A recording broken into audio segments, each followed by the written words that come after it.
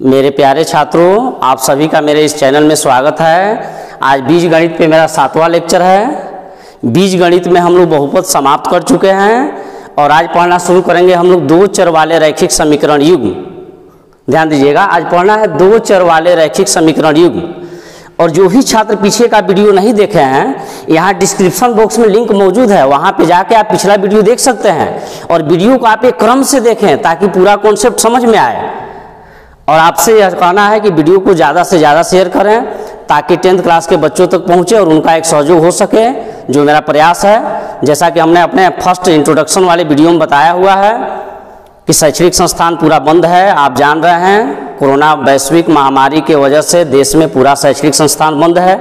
सरकार भी online class पे फोकस कर रही है ताकि आप घर में सुरक्षित रह के अपना पढ़ाई कर सकें। तो इसी क्रम में मेरा एक छोटा सा प्रयास है कि मैं 10th क्लास के विद्यार्थियों के लिए, अभी तो मेरा केवल गणित विषय पे वीडियो लेक्चर चल रहा है, टॉपिक वाइज एक क्रम से, इसके बाद फिजिक्स केमिस्ट्री का भी वीडियो लेक्चर आप तक उपलब्ध कराया जाएगा। तो मेरा प्रयास है छोटा सा कि हम 10th क्लास के विद्यार्थियों का एक छोटा सा सहयोग कर पाएँ और मेरा जो भी एक छोटा सा अनुभव है आप तक पहुँच गया, आपका थोड़ा सा भी सहयोग हो गया तो अपने आप को हम धन्यवाद के पात्र मानेंगे। तो इस बात को ध्यान में रखते हुए वीडियो को आप शेयर कीजिए ताकि 10th क्लास के विद्यार्थियों तक पहुँचे और एक मेरा छोटा सा प्रयास सार्थक हो। तो चलिए, आज हम लोग बीजगणित में देखेंगे दो चर वाले रैखिक समीकरण युग्म। और बीजगणित पे मेरा यह 7वां लेक्चर है। ध्यान दीजिएगा, दो चर वाले रैखिक समीकरण युग्म। दो चर वाले रैखिक समीकरण युग्म। ध्यान दीजिएगा, पहले हम लोग थोड़ा सा थ्योरी देखते हैं, उसके बाद क्वेश्चन वगैरह किया जाएगा। देखिए, हमने 2x + 3y + 5 = 0 लिखा और एक समीकरण मान लीजिए x - 2y x - 2y + 1 = 0 लिखा हमने। तो यही आपका दो चर वाले रैखिक समीकरण युग्म है। किसी एक पे हम विचार करें तो इसको कहेंगे दो चर वाला रैखिक समीकरण।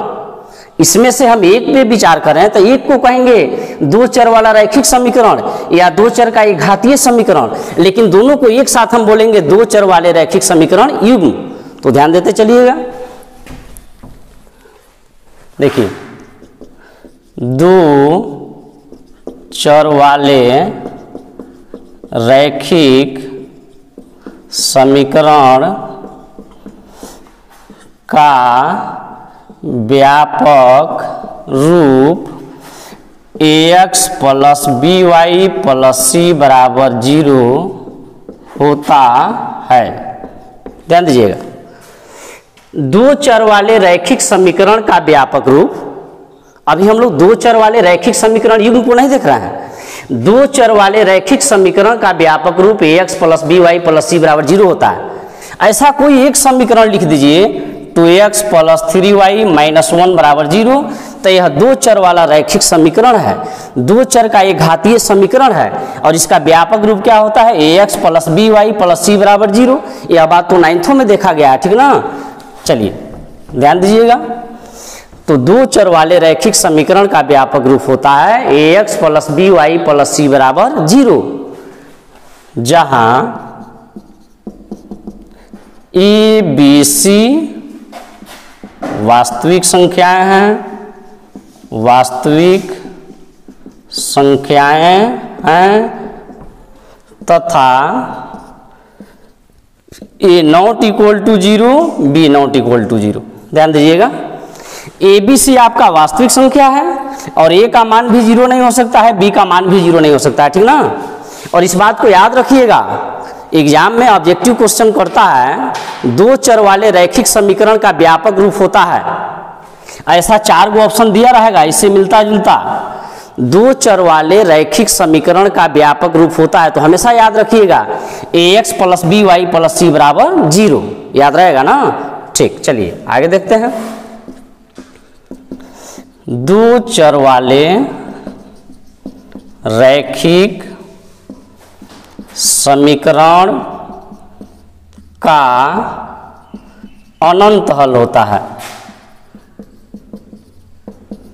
दो चर वाले रैखिक समीकरण का अनंत हल होता है।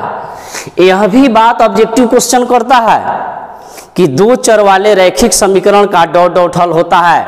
4 ऑप्शन रहेंगे। तो दो चर वाले रैखिक समीकरण का अनंत हल होता है, अनगिनत हल होता है, अपरिमित रूप से अनेक हल होता है। याद रखिएगा, यह भी बात ऑब्जेक्टिव क्वेश्चन पूछा जाता है, ठीक ना। चलिए, दो चर वाले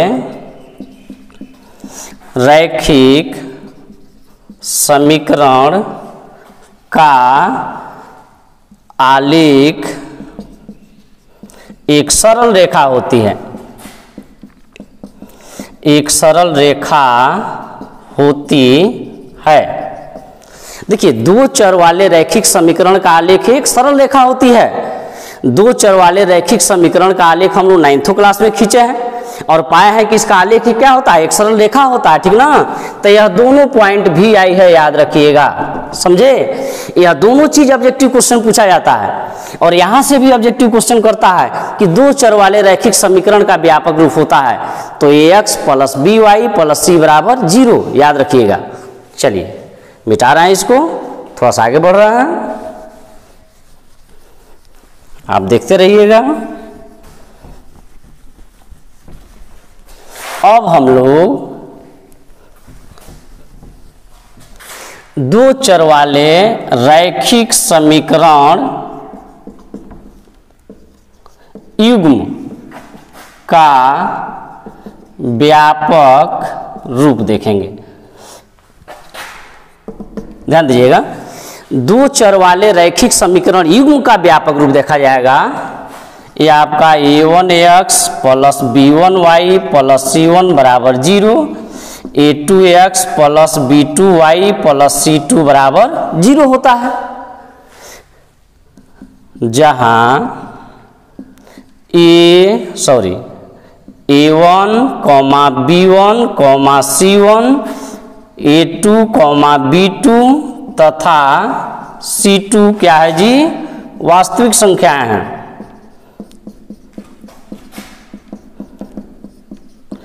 वास्तविक संख्याएं हैं, ध्यान दीजिएगा।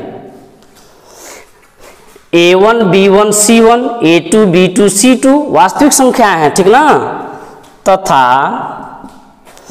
a1 square + b1 square ≠ 0, a2 square + b2 square ≠ 0। ध्यान दीजिएगा, तो यह दो चर वाले रैखिक समीकरण युग्म, दो चर वाला रैखिक समीकरण है, युग्म माने जोड़ा, दुगो है ना। तो दो चर वाले रैखिक समीकरण युग्म का यह व्यापक रूप है। a1x + b1y + c1 = 0, a2x + b2y + c2 = 0। a1, b1, c1 या a2, b2, c2 क्या है, वास्तविक संख्याएं हैं। तथा a1 स्क्वायर + b1 स्क्वायर 0 नहीं हो सकता है। इसी प्रकार a2 स्क्वायर + b2 स्क्वायर 0 नहीं हो सकता है। इसका अर्थ है a1 तथा b1 में कम से कम एक शून्य नहीं हो सकता है। a2 तथा b2 में कम से कम एक शून्य नहीं हो सकता है, शून्येतर होता है, ठीक ना। तो यह रहा दो चर वाले रैखिक समीकरण युग्म का व्यापक रूप। ऐसा कुछ भी आप एग्जाम्पल ले सकते हैं, जैसे मान लीजिए इस पे आधारित हम कुछ भी लिख सकते हैं। दो समीकरण 2x + y + 1 = 0 और 3x - y + 2 = 0। तो यही आपका दो चर वाला रैखिक समीकरण युग्म है। चलिए आगे बढ़ते हैं, आप इसको बीच बीच में उतारते भी रहेंगे, ध्यान देते रहिएगा।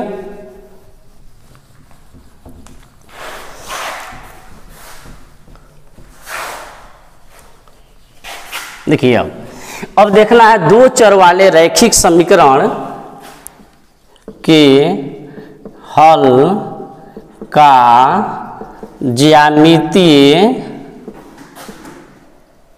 अर्थ। अब देखना है कि दो चर वाले रैखिक समीकरण का, दो चर वाले रैखिक समीकरण के हल का ज्यामितीय अर्थ क्या होता है। जैसे मान लीजिए 4x + 5y + 2 = 0। यह दो चर वाला रैखिक समीकरण है। दो चर वाला रैखिक समीकरण युग्म नहीं देख रहे हैं। युग्म का अर्थ हो गया दो चर वाला रैखिक समीकरण दुगो रहता है, तो हम कहते हैं दो चर वाले रैखिक समीकरण युग्म।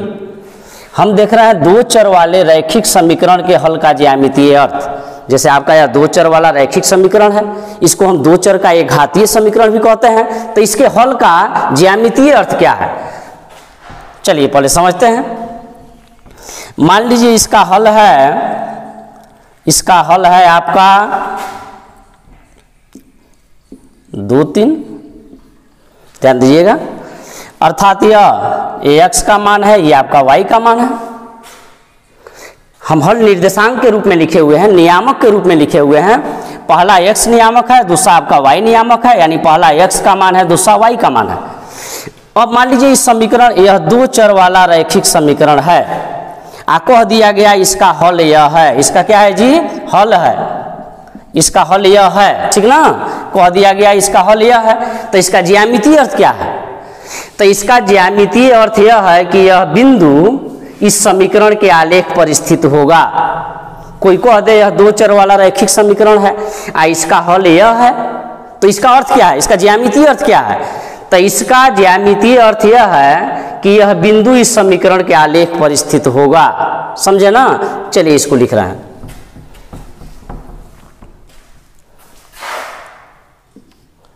दो चर वाले रैखिक समीकरण, दो चर वाले रैखिक समीकरण ax plus by plus c बराबर 0 का प्रत्येक हल उस समीकरण के आलेख पर स्थित होता है। ध्यान दीजिए, दो चर वाले रैखिक समीकरण के हल का ज्यामितीय अर्थ क्या है। दो चर वाले रैखिक समीकरण ax plus by plus c बराबर 0 का प्रत्येक हल उस समीकरण के आलेख पर स्थित होता है। दो चर वाले रैखिक समीकरण का प्रत्येक हल उस समीकरण को निरूपित करने वाले रेखा पर स्थित होता है। यही है ज्यामितीय अर्थ, ठीक ना। चलिए अब आगे बढ़ रहे हैं।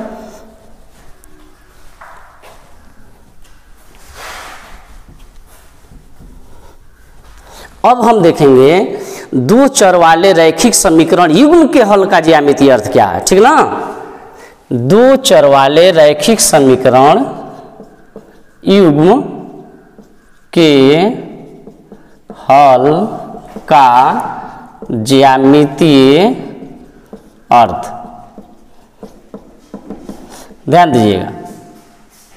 दो चर वाले रैखिक समीकरण के युग्म के दो चर वाले रैखिक समीकरण युग्म के हल का ज्यामितीय अर्थ क्या होता है, ध्यान दीजिएगा। मान लीजिए एक यह समीकरण है ax प्लस y प्लस 1 बराबर 0। दूसरा है आपका 2x प्लस 3y प्लस 2 बराबर 0। मान लीजिए दो समीकरण है, दोनों का आलेख खींचा गया, ठीक ना। मान लीजिए एक आलेख आपका यह है और दूसरा आलेख आपका यह है। ध्यान दीजिएगा, मान लीजिए यह जो आलेख खींचे हैं इस समीकरण का नाम है x प्लस y प्लस 1 बराबर 0। यह दो चर वाला रैखिक समीकरण युग्म है। एक उदाहरण हमने लिया और दोनों का हमने आलेख खींचा, ग्राफ खींचा, ठीक है। तो मान लीजिए यह आपका इस समीकरण का आलेख है और यह आपका इस समीकरण का आलेख है 2x प्लस 3y प्लस 2 बराबर 0, ठीक ना। तो दो चर वाले रैखिक समीकरण युग्म के हल का ज्यामितीय अर्थ क्या होता है।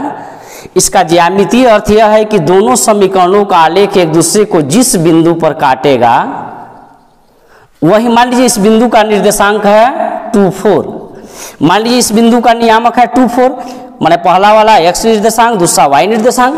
पहला x का मान दूसरा y का मान होता है ना, पहला x नियामक दूसरा y नियामक। मान लीजिए दोनों आलेख एक दूसरे को इसी बिंदु पे काटा है, तो इसका अर्थ यह है कि दोनों समीकरणों का आलेख एक दूसरे को जिस बिंदु पर काटेगा वही बिंदु अर्थात उसी बिंदु का नियामक समीकरण का हल होता है। दो चर वाले रैखिक समीकरण युग्म के हल का ज्यामितीय अर्थ यह है कि दोनों का आलेख एक दूसरे को जिस बिंदु पर प्रतिच्छेद करेगा उसी बिंदु का नियामक समीकरण का हल होता है। चलिए इस चीज को अब लिख रहे हैं हम।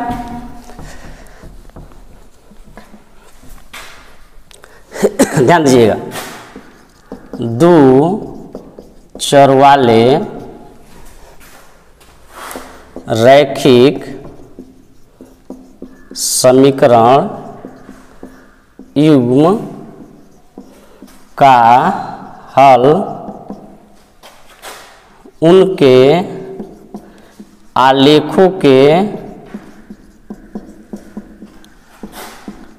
प्रतिच्छेद बिंदु का नियामक होता है। वही बात, दो चर वाले रैखिक समीकरण युग्म का हल क्या होता है जी? उनके आलेखों के प्रतिच्छेद बिंदु का नियामक होता है। दोनों आलेख एक दूसरे को जहां काटेंगे वही बिंदु, मान इस बिंदु का जो भी नियामक है यही बिंदु समीकरण का हल होता है। यही ज्यामितीय अर्थ है, ठीक ना। चलिए आप इसको उतारते रहिएगा। चलिए अब आगे बढ़ रहे हैं।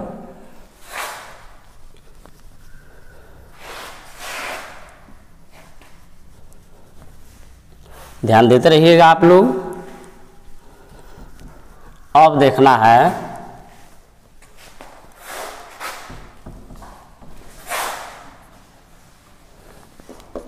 दो चर वाले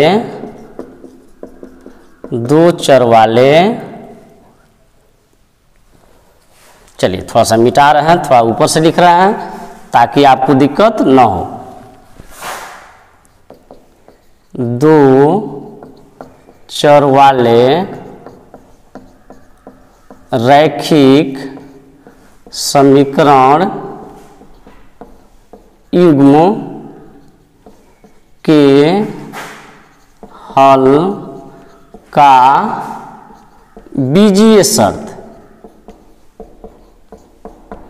ध्यान दीजिएगा, दो चर वाले रैखिक समीकरण युग्म के हल का बीजीय शर्त। ध्यान दीजिएगा, यह बड़ा इंपॉर्टेंट चीज हम लोग देखने जा रहे हैं। और यहाँ से 2 नंबर का सब्जेक्टिव क्वेश्चन भी करता है, वह तो खैर हम लोग बनाएंगे चैप्टर में, लेकिन यहाँ से बड़ी 1 नंबर का ऑब्जेक्टिव क्वेश्चन भी करता है।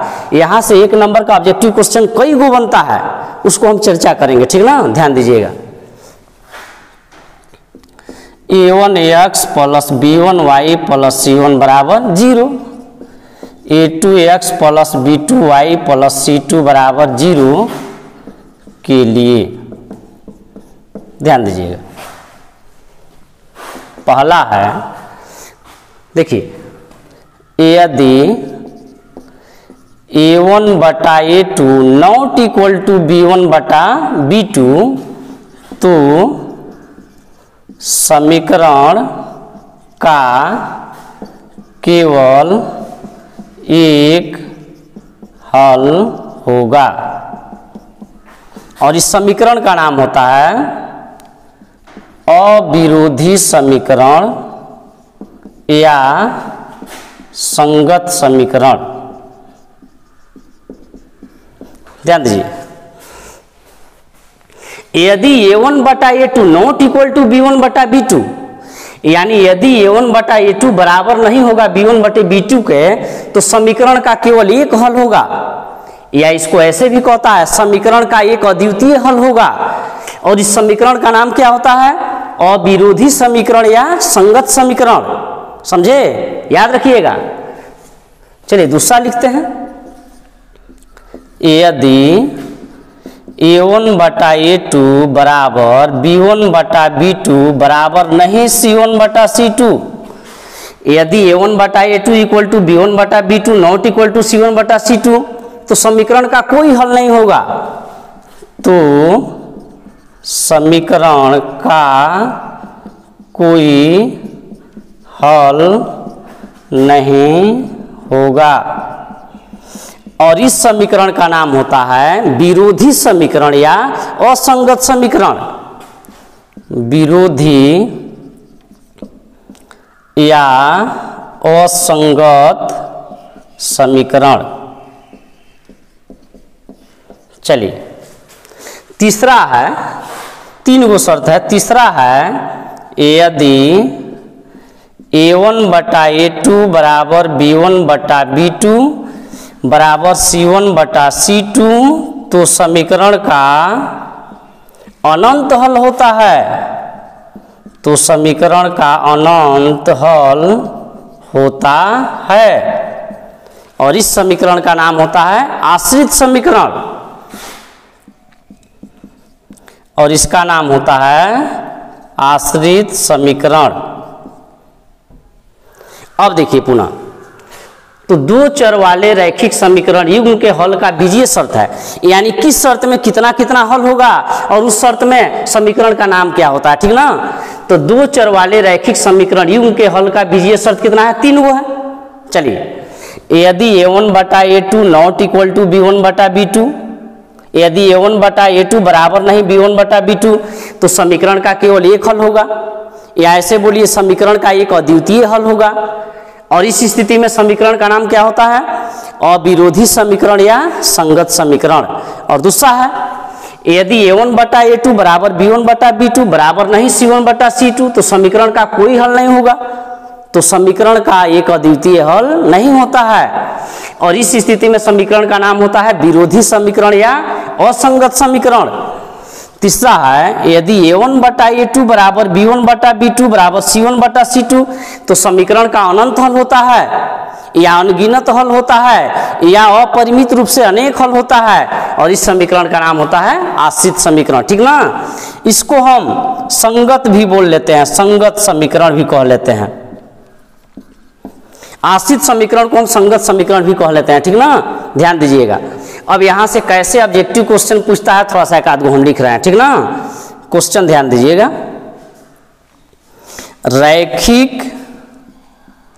रैखिक समीकरण युग्म, रैखिक समीकरण युग्म जिसका केवल एक हल होता है कहलाता है। ध्यान दीजिएगा, पहला ऑप्शन आपका असंगत समीकरण, बी आपका संगत समीकरण, सी आपका आश्रित समीकरण, डी ऑप्शन आपका मान लीजिए इनमें से कोई नहीं या और भी कुछ लिख देगा। सपोज दैट इनमें से कोई नहीं, इनमें से कोई नहीं। देखिए ऐसा क्वेश्चन बोर्ड एग्जाम में भी खूब पूछता है, ऑब्जेक्टिव क्वेश्चन। और विद्यालय में जैसे मान लीजिए आपका फर्स्ट टर्मिनल एग्जामिनेशन हुआ या सेकेंड टर्मिनल एग्जामिनेशन हुआ या बोर्ड का टेस्ट हुआ या बोर्ड एग्जाम हुआ, खूब पूछा जाता है। आप बोर्ड एग्जाम का क्वेश्चन पेपर उठा के तो देखिए, आप क्वेश्चन बैंक खोल के देखिए, तब आपको पता चलेगा कि क्या जो पढ़ाया जा रहा है, क्या जो बताया जा रहा है ऑब्जेक्टिव क्वेश्चन या सब्जेक्टिव क्वेश्चन की अभी आई है, वाकई में उस लायक क्वेश्चन है या नहीं, क्या आपको सही दिशा में बताया जा रहा है कि नहीं। आप क्वेश्चन बैंक खोल के देखिए। तो ऑब्जेक्टिव क्वेश्चन करता है रैखिक समीकरण युग्म जिसका केवल एक हल होता है कहलाता है। भी आई ऑब्जेक्टिव क्वेश्चन ऐसा कोई भी, वेरी इंपॉर्टेंट। रैखिक समीकरण युग्म जिसका केवल एक हल होता है कहलाता है। तो जिसका केवल एक हल होता है समीकरण का नाम क्या होता है, अविरोधी समीकरण या संगत समीकरण।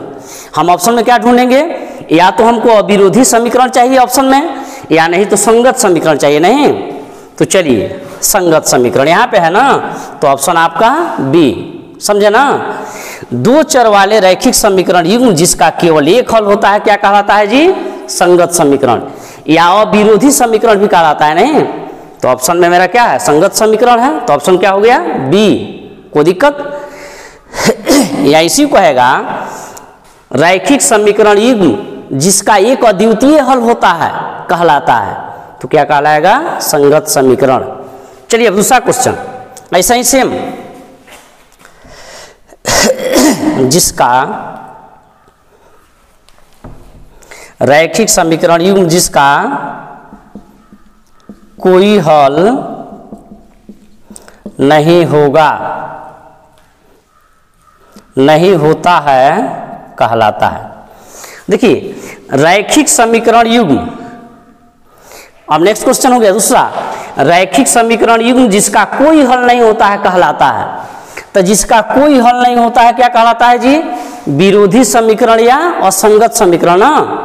तो क्या है? असंगत समीकरण है, विरोधी तो ऑप्शन में नहीं है, आपका असंगत समीकरण है, तो ऑप्शन क्या हो जाएगा आपका ई, समझे ना।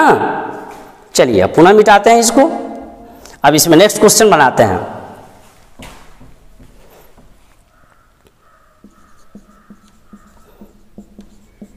चलिए अब नेक्स्ट क्वेश्चन तैयार हो गया। रैखिक समीकरण युग्म जिसका अनगिनत हल होता है कहलाता है। ठीक है, सब VI ऑब्जेक्टिव क्वेश्चन चल रहा है जी, आप बोर्ड का क्वेश्चन पेपर खोल के देखिए, खूब मिलेगा ऐसा क्वेश्चन। रैखिक समीकरण युग्म जिसका अनगिनत हल होता है कहलाता है। तो जिसका अनंत हल होता है क्या कहते हैं जी? आश्रित समीकरण। तो ऑप्शन आपका हो जाएगा सी, समझे ना, कोई दिक्कत नहीं। अब देखिए इस स्थिति में एक चीज और देखिए, यदि मान लीजिए आश्रित समीकरण ऑप्शन में नहीं होता तो हम किसको टिक आउट करते हैं? संगत समीकरण को। आश्रित को हम संगत समीकरण भी कहते हैं, ठीक ना। यदि ऑप्शन में आश्रित समीकरण नहीं होता तो हम किसको टिक आउट करते हैं? सॉरी, संगत समीकरण को। क्योंकि संगत समीकरण क्या होता है? जिस समीकरण युग्म का हल संभव होता है, जिस समीकरण युग्म का हल संभव होता है संगत समीकरण कहलाता है। तो यहाँ अनंत हल है ना, हल तो है, ये है, ये अलग की बात है कि यहाँ अनंत हल है ना जी, अतः इसको भी हम संगत समीकरण कह लेते हैं। तो ऐसा ऑब्जेक्टिव क्वेश्चन हो और यदि आश्रित समीकरण ऑप्शन में न हो तो हमेशा आप किसको ऑप्शन लेंगे? संगत समीकरण, समझे ना। ठीक, चलिए मिटा रहे हैं, आगे बढ़ रहे हैं।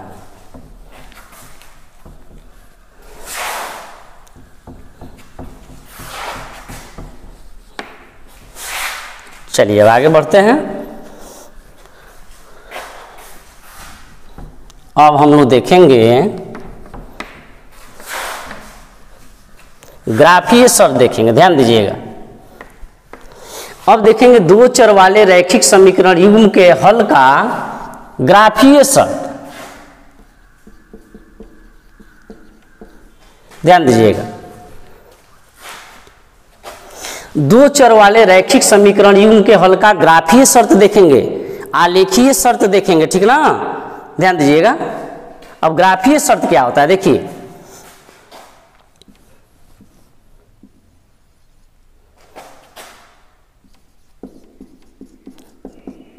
केवल एक हल, ध्यान देते चलिएगा।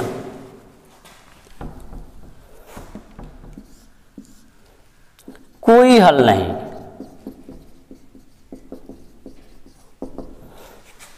देखिए जब दोनों समीकरणों का आलेख, जब समीकरणों का आलेख एक दूसरे को प्रतिच्छेद करेगा तो समीकरण का केवल एक हल होता है, ठीक है। जब समीकरणों का आलेख एक दूसरे को प्रतिच्छेद करेगा तो समीकरण का केवल एक हल होता है। केवल एक हल होगा तो नाम क्या होगा? अविरोधी समीकरण या संगत समीकरण। जब दोनों समीकरणों का आलेख, ध्यान दीजिएगा, जब दोनों समीकरणों का आलेख एक दूसरे के समांतर होगा तो कोई हल नहीं होगा। कोई हल नहीं होगा तो नाम क्या होता है? विरोधी समीकरण या असंगत समीकरण। जब दोनों का आलेख एक दूसरे के समांतर होगा तो कोई हल नहीं होगा। क्योंकि देखिए हल कब होता है? जब दोनों का आलेख एक दूसरे को काटता है, और जिस बिंदु पर काटता है वही बिंदु अर्थात उसी बिंदु का निर्देशांक समीकरण का हल हो जाता है। तो यहाँ पे दो समांतर रेखाएं हैं तो ये तो एक दूसरे को कहीं नहीं काटेंगे, ठीक है, तो इसका कोई हल नहीं होगा। ध्यान दीजिएगा, एक है, देखिए यहाँ पे दो समीकरण है, ध्यान दीजिएगा, यहाँ पे समझिए आपका दो समीकरण का आलेख है जो एक के ऊपर एक है। यहाँ पे दो समीकरण का क्या है जी? आलेख है जो एक दूसरे को पूरी तरह ढका हुआ है, ठीक है। तो ये आपका अनंत हल। अब देखिए जब दोनों समीकरणों का आलेख एक दूसरे को पूरी तरह ढक लेगा तो समीकरण का अनंत हल होगा। एक के ऊपर एक हो जाएगा, एक दूसरे को पूरी तरह ढक लेगा, तो समीकरण का अनंत हल होगा। अनंत हल कैसे होगा? हल कब होता है? जब दोनों का आलेख एक दूसरे को काटता है, और जिस बिंदु पर काटेगा वही बिंदु समीकरण का हल होता है। तो यहाँ पे हम पूछें, यहाँ पे दोनों समीकरणों का आलेख एक दूसरे को कितना बिंदु पे काटा है? तो अनंत बिंदु पे काटा है, अनंत बिंदु पे एक दूसरे से मिला है। चूंकि यहाँ पे दो समीकरण है ना, यह दो समीकरणों का आलेख है जो एक दूसरे को पूरी तरह क्या किया है? ढक लिया है। देखने से पता नहीं चल रहा है कि दो समीकरणों का आलेख है, यहाँ पे दो समीकरण का आलेख है जो एक दूसरे को पूरी तरह ढक लिया है। तो हम आपसे पूछें, दोनों का आलेख एक दूसरे को कितना बिंदु पे काटा है? तो अनंत बिंदु पे काटा है, तो हल कितना होगा? अनंत हल होगा, ठीक ना। तो जब दोनों समीकरणों का आलेख एक दूसरे को प्रतिच्छेद करता है तो समीकरण का केवल एक हल होता है। जब आलेख एक दूसरे के समांतर होता है तो कोई हल नहीं, और जब आलेख एक दूसरे के संपाती होता है, एक दूसरे को पूरी तरह ढक लेता है, तो अनंत हल होता है, ठीक ना। यही आपका क्या है? ग्राफीय शर्त है, लेखा चित्रीय शर्त है। चलिए अब इसी बात को 3 लाइन में हम लोग लिख लेते हैं, ध्यान देते रहिएगा।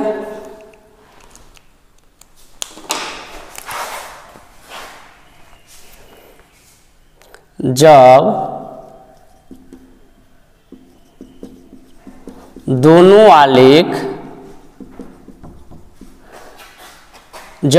आलेख एक दूसरे को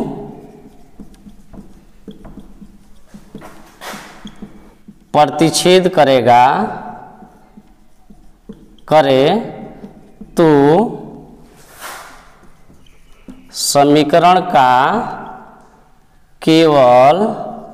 समीकरण का केवल एक हल होगा। यही बात, जब दोनों आलेख एक दूसरे को प्रतिच्छेद करेगा तो समीकरण का केवल एक हल होगा। दूसरा है, जब या यदि दोनों आलेख, जैसे भी लिखिए, जब दोनों आलेख एक दूसरे के समांतर होगा तो समीकरण का कोई हल नहीं होगा, कोई हल नहीं होगा। चलिए, ये दूसरा का बात हो गया। तीसरा का, जब दोनों आलेख एक दूसरे के संपाती होगा, जब दोनों आलेख संपाती होगा तो समीकरण का अनंत हल होगा। यही है आपका दो चर वाले रैखिक समीकरण युग्म के हल का ग्राफीय शर्त। और फिर वही बात जी, जब यहाँ पे केवल एक हल होगा तो फिर इसका नाम क्या होगा जी? अविरोधी समीकरण या संगत समीकरण। यहाँ पे कोई हल नहीं होगा तो इसका नाम क्या होगा जी? विरोधी समीकरण या असंगत समीकरण। यहाँ पे अनंत हल होगा तो नाम क्या होगा? आश्रित समीकरण। इसे हम संगत समीकरण भी कह लेते हैं। तो चलिए, इसी के साथ वीडियो का समापन किया जाता है। धन्यवाद।